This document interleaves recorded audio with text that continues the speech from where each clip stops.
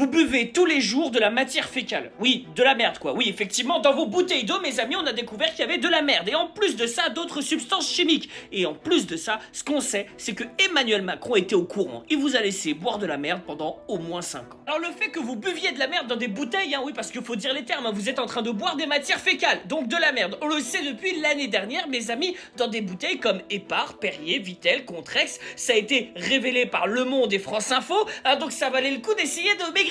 Et j'ai envie de vous dire, mes amis, c'est même pas le plus grave, ce qui est plus grave, c'est ce qu'on a appris aujourd'hui. Et oui, parce que le Sénat français, mes amis, le Sénat français, la chambre haute au Parlement, a quand même découvert dans une enquête que le plus haut niveau de l'État savait qu'il y avait de la merde dans les bouteilles d'eau. Et c'est remonté jusqu'à l'Elysée. Nestlé Waters, dont la direction assure avoir découvert fin 2020 sur ses sites Perrier, Épar et Contrex l'usage de traitements interdits pour l'eau minérale, donc le fait de laisser passer de la merde, avait sollicité à ce sujet mi-2021 le gouvernement jusqu'à l'Elysée. Donc Emmanuel Macron, factuellement, il sait que tu bois de la merde.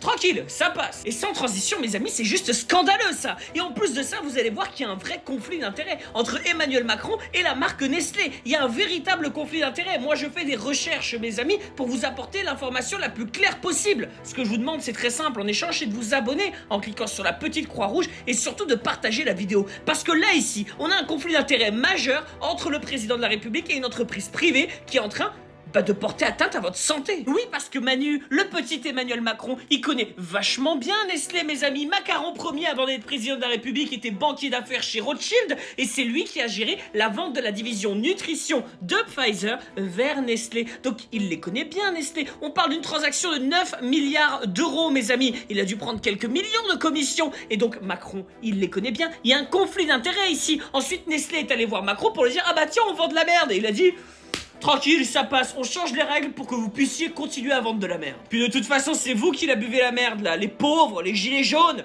les gens du peuple. Et oui, il y a ceux qui sont tout et ceux qui ne sont rien. Allez, cocorico.